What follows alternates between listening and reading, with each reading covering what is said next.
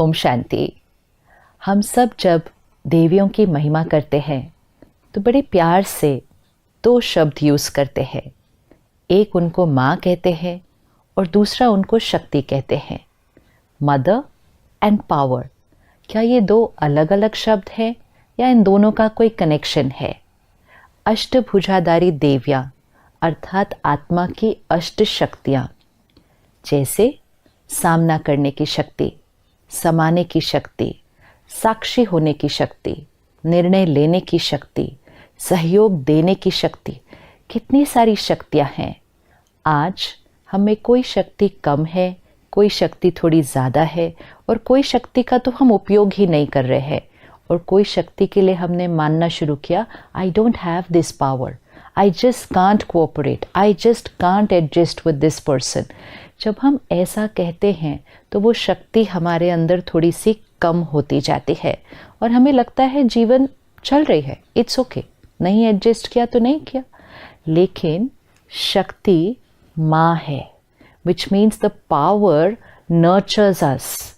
अगर हमने उस पावर को अपने अंदर से ख़त्म कर दिया या यूज़ करना बंद कर दिया तो आत्मा की नर्चरिंग ख़त्म हो जाएगी, आत्मा को पालना देने वाली वो शक्ति ख़त्म हो जाएगी, आत्मा को स्ट्रॉन्ग बनाने वाली वो शक्ति ख़त्म हो जाएगी।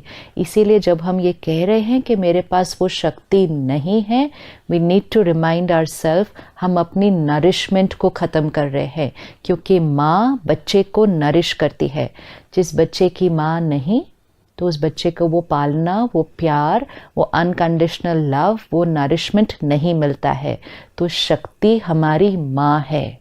शक्ति मतलब सिर्फ जो देवी की हम पूजा कर रहे हैं वो नहीं, हमारे अंदर की हर शक्ति हमारी माँ है। तो उसको ये नहीं कहना कि मेरे पास वो माँ नहीं है। उस शक्ति को इमर्ज करो and let the power nurture you and empower you. और जितना वो शक्ति हमारे अंदर इमर्ज होगी, वो सिर्फ हमारी पालना नहीं करेगी, हमारे से औरों को भी नर्चर करेगी।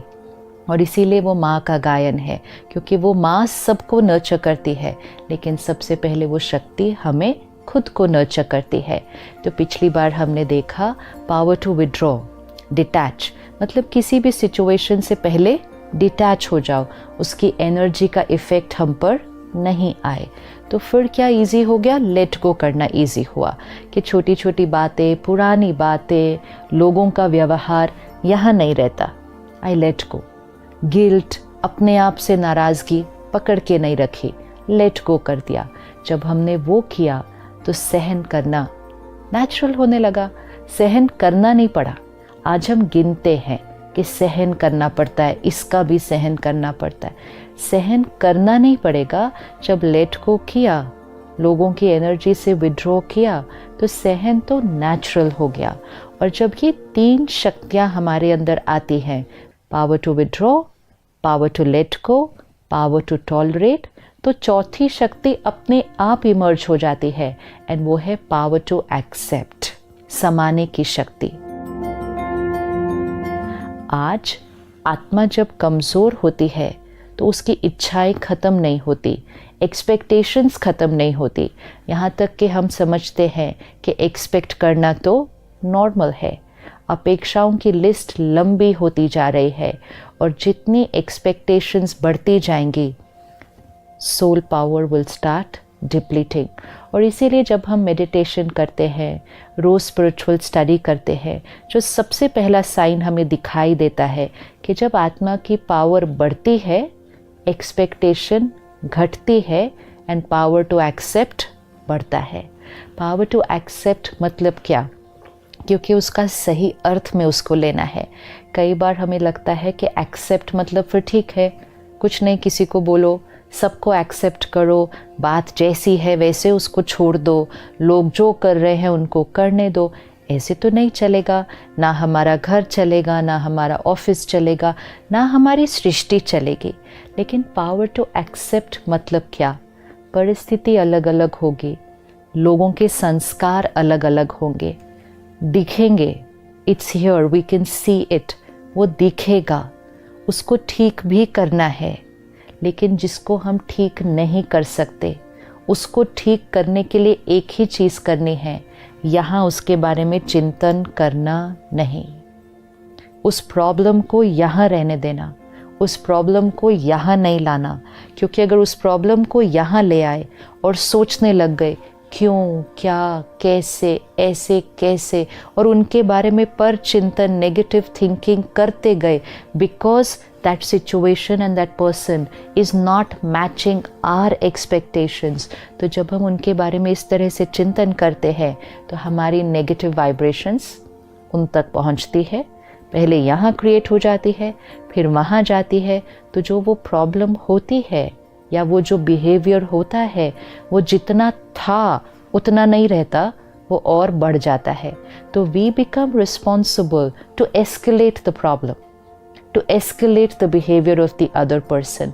लेकिन अगर हम एक्सेप्ट करते हैं, एक्सेप्ट मतलब हम उनके उस व्यवहार के बारे में और हम उस सिचुएशन की जो प्रॉब्लम है उसके बारे में या चिंतन नहीं करते, हम स्टेबल रहते हैं, हम एक्सेप्ट करते हैं this is how it is, ये बात अभी ऐसी है। और नेक्स्ट क्षण हम ये चिंतन करते हैं अब क्या करना है। तो प्रॉब्लम के बारे में चिंतन नहीं, समस्या के बारे में सोचना नहीं, क्यों, क्या, कैसे नहीं सोचना, लेकिन ये सोचना अब क्या करना है। तो समस्या का चिंतन नहीं, समाधान का चिंतन, प्रॉब्लम का चिंतन नहीं, सल्यूशन का चिंतन। क्योंकि वो बात को तो हमने एक्सेप्ट कर लिया है कि ये बात है, which means not thinking of what it is now but thinking of what we have to do for it. कुछ चीज़ों को हम बदल सकेंगे, कुछ बातों का सल्यूशन निकल आता है। कोई जीवन में कुछ ऐसी बातें होती है जिसका कोई समाधान नहीं है, वो बात है। जैसे बड़ी बातें, घर में कोई शरीर छोड़ता है, there is a death in the family, इसका कोई सल्यूशन नहीं है, ये सबसे बड़ी बात होती है किसी के जीवन के लिए। लेकिन उस परिस्थिति में भी कैसा सोचना है, अगर हम उस परिस्थिति को भी एक रॉन्ग चिंतन की तरफ ले गए तो हम बहुत एनर्जी डिप्लीट करते हैं, सिर्फ अपनी नहीं, अपने आसपास के लोगों की नहीं, लेकिन जो आत्मा आगे गई है उसको भी हम नेगेटिव एनर्जी भेजते हैं।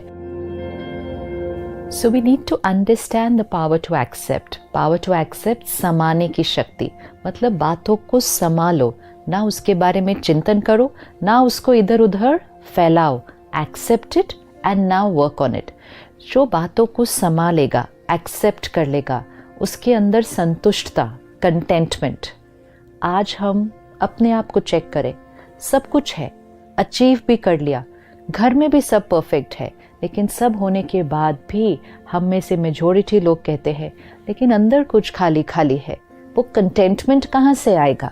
कंटेंटमेंट, संतुष्टता इज़ नॉट बेस्ड ऑन हमारे पास बाहर कितना परफेक्ट है। सब कुछ आपकी लाइफ में अगर परफेक्ट हो, आपका काम, आपका परिवार, आपकी हेल्थ, सब कुछ भी परफेक्ट हो, तो भी कंटेंटमेंट नहीं होगी अगर आत्मा की शक्ति घटी हुई है। और अगर कुछ भी परफेक्ट नहीं हो लेकिन अंदर आत्मा की शक्ति बढ़ी हुई है, you are a contented soul. और इसीलिए समाने की शक्ति का प्रतीक संतोषी माँ, संतुष्टता की देवी, कि जहाँ समाने की शक्ति है वहाँ संतुष्टता, कंटेंटमेंट साथ साथ जाती है। क्योंकि आप किसी भी बात पर प्रश्न नहीं उठाते तो आप उस बात से संतुष्ट हैं। किसी व्यक्ति के व्यवहार पर प्रश्न नहीं उठाते, आप उनके साथ संतुष्ट हैं। आप अपने आप के साथ भी संतुष्ट हैं।